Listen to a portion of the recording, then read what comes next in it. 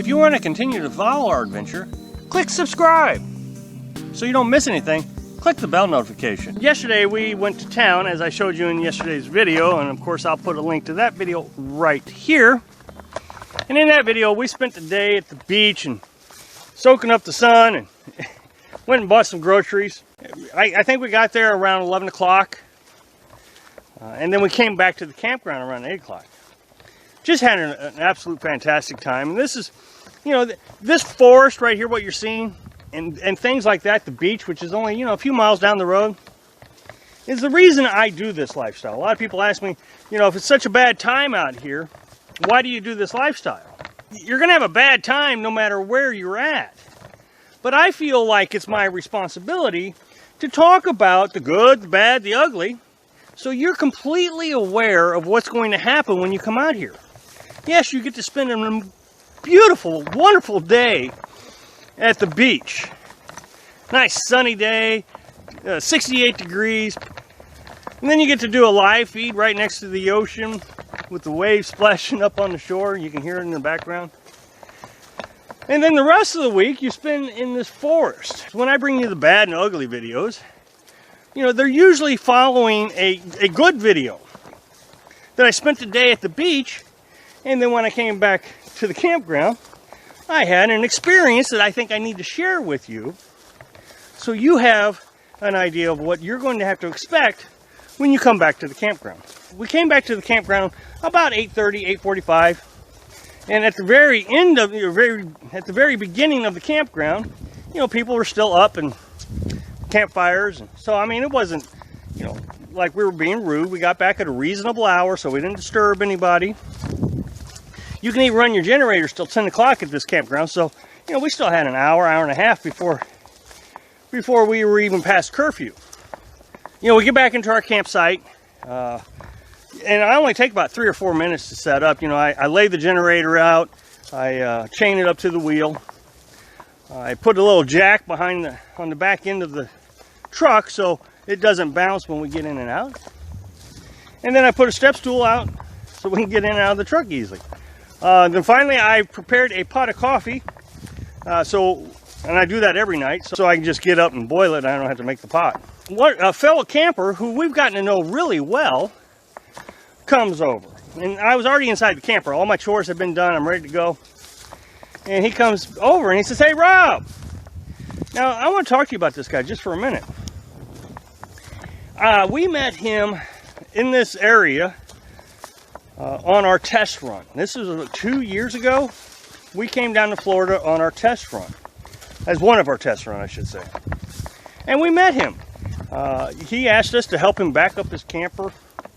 And then last year we were here again and we met him. We stayed at this particular campground for 2 weeks and he was here. I mean, he's kind of a local. He travels from campground to campground in this area. And he's a nice guy. I mean, tells you about everything that's going on in the area. You know, he talks a considerable amount. I mean, he'll come over and sit down and talk to you for a few hours. And it's always hard to get away from him.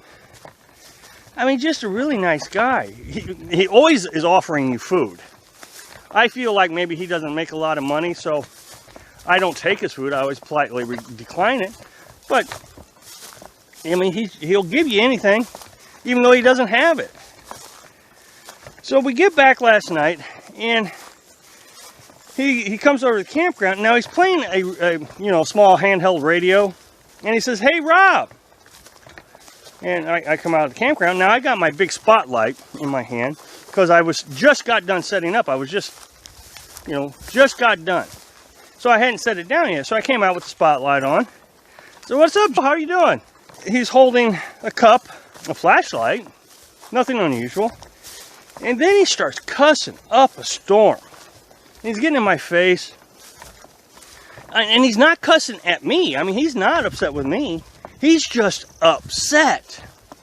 And then I smell it. I smell the alcohol. And, I mean, he can barely stand up. He's mad at the moon. He's mad at the tent camper next to us. He's mad at a gal down the road because she won't flirt with him. So there's just a bunch of things he's upset about, and he's drunk. you know, I'm trying to figure out what to do. I mean, I don't have anything defensive on me except this big spotlight, just in case he gets upset with me. And so I'm just trying to be nice to him.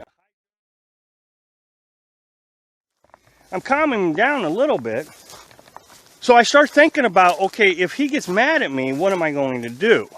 Because, you know, so like I said, I got the spotlight. I finally get a break where he's not cussing so bad. And I said, you know, maybe we should go to bed. So it's starting to get late. Yeah, it's about 11 o'clock, isn't it? And it wasn't. It was like, you know, 9 o'clock. And I said, yeah, Joe, it's about 11 o'clock. 11 o'clock's my bedtime. Yeah, well, I guess I'll go back over there. And I said, you be careful. I'll see you in the morning, but don't you fall over. What, are you saying I'm drunk? No. You just look like you're having some trouble walking tonight. And so he said, all right, I'll see you tomorrow. And he leaves. Now, there's a bunch of things that I'm sure people are going to say. How I should have handled it different. People are going to say, you need a gun. And, you know, I don't talk about guns on my channel, so I'm not going to talk about guns about my channel.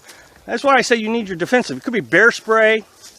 It could be a gun. It could be a spotlight. It could be a bat. Whatever it is, you know, those are the kind of defensive things I'm talking about. Whatever you feel comfortable with. This is not a unique situation. People always tell me, oh, seems like only bad things happen to you. Everybody else has a good time. No, that is not true.